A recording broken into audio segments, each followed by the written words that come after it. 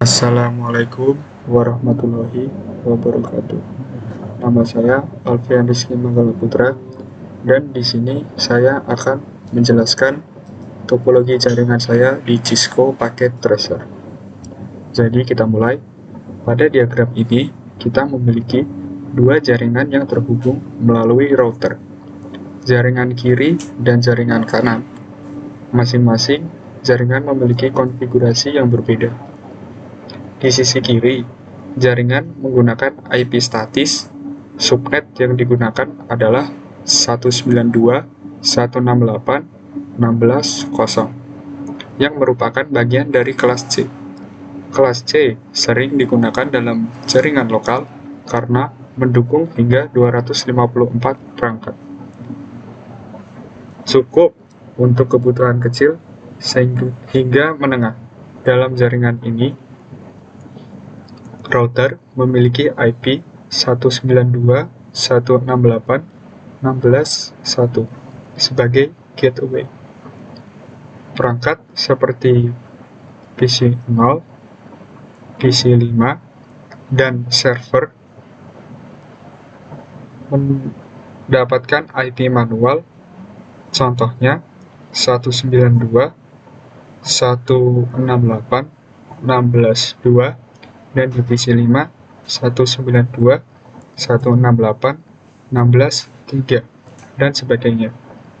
Alasan menggunakan IP statis di jaringan ini adalah perangkat seperti server ini memerlukan IP yang tetap agar mudah diakses. Jaringan ini lebih sederhana karena jumlah perangkatnya terbatas, sehingga pengelolaan IP statis lebih praktis. Mari kita fokus di jaringan yang sisi kanan.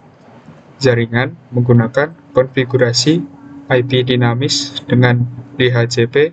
Subnet yang digunakan adalah 192.168.17.0. Jaringan ini juga merupakan kelas C, dan dalam jaringan ini pula router memiliki IP 192.168.17.1 sebagai gateway sekaligus berfungsi sebagai DHCP server. Perangkat seperti PC, laptop, tablet, dan smartphone mendapatkan IP secara otomatis dari router melalui protokol DHCP. Keuntungan dari IP dinamis yang di sebelah kanan ini adalah memudahkan pengelolaan jaringan, terutama jika jumlah perangkat sering berubah.